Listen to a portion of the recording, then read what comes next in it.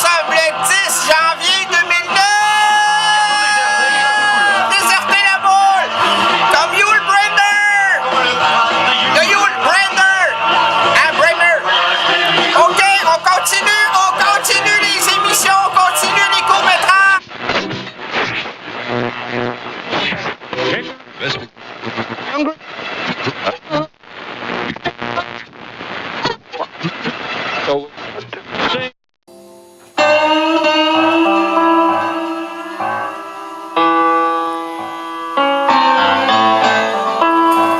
Quand l'aube traîne aux franges du jour avec le silence, j'écoute CKRLMF 89,1. Quand l'aube traîne aux franges du jour. Ici Daniel Bélanger, vous écoutez 20 ans de haute fidélité. Avec la science que d'autres savourent. Quand tous les mots ne disent plus rien. Plus rien de mieux que ce calme étrange. Moi les yeux grands ouverts.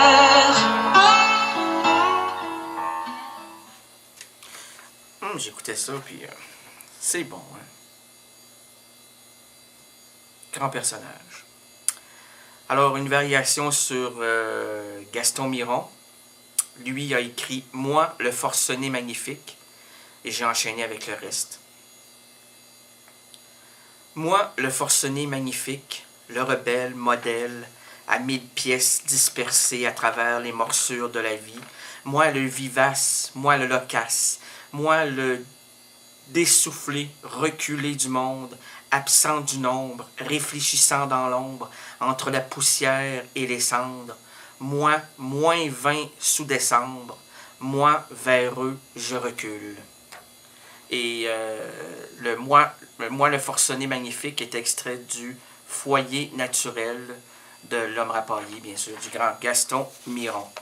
Un autre texte, hein? Toujours Miron. Sa phrase à lui, c'est « La vie se consume dans la fatigue sans issue. » Et moi, j'ai enchaîné avec le reste. La vie se consume dans la fatigue sans issue, dans l'usure du jamais vu, dans la course avec la mort, pour la fin de notre monde, pour le besoin immonde de saisir la complexité d'une rose qui embaume les sales moroses en une suspension de l'existence sous la transe du silence. Et la phrase de Miron qui disait « La vie se consume dans la fatigue sans issue » est extrait de Séquence, toujours de l'homme rapaillé, l'œuvre, la pierre angulaire de ce que Miron a fait, en plus d'enseigner le français. Imaginez-vous, à Montréal, dans une université, votre professeur, c'est pas Ticu Boudreau, là. C'est Gaston Miron. Renommé, même quand il était professeur, reconnu, fondateur de l'Hexagone, maison d'édition.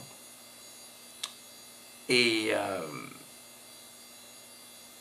je vais vous raconter une petite anecdote que j'ai déjà relatée. Miron arrivait quelques minutes avant avec, je vais dire les marques parce que c'est ce qu'il disait. Il arrivait avec son coke et son Joe Louis. Et il mangeait ça avant d'enseigner. Puis pour lui, c'était ça le bonheur, là. Manger son Joe Louis en buvant son coke. La boisson gazeuse, là. Et c'est comme Bourgault, Pierre Bourgault. Hey, il vous enseigne, il vous renseigne sur le monde, sur ses connaissances. C'est magnifique. C'était une période... les étudiants qui ont découlé de ça, étrangement, Marie-France Bazot n'est pas une étudiante de M. Bourgault. Mais des orateurs, des gens là, qui prennent la parole et qui vous tiennent par les mots. Vous êtes là, la bouche aussi intelligente qu'une truite qui vient de se faire attraper à l'hameçon. Mais c'est ça. C'est ce qui manque aujourd'hui dans l'éducation, à mon avis. C'est la fougue. C'est pas de dire, ah, il manque 3,50 tu me payes. Non, c'est pas ça. Voyons donc! C'est de parler de la langue française. C'est d'amener des idées en philosophie, en psychologie, d'intéresser. Moi, j'avais un professeur en cinéma au cégep qui était totalement extraordinaire, qui était fantastique, qui était véhément, et qui là, il entrait dans la salle et il nous enseignait, qui était quand même, c'était un enseignement assez primaire, parce qu'à l'université, plus tard, on apprend beaucoup plus de choses, mais à l'origine, il nous amenait des films, on regardait avec lui on avait vu Marlon Brando, le titre, non, le classique de Brando dans les années, fin des années 50, là. Il fait le rôle de... Il est boxeur, là.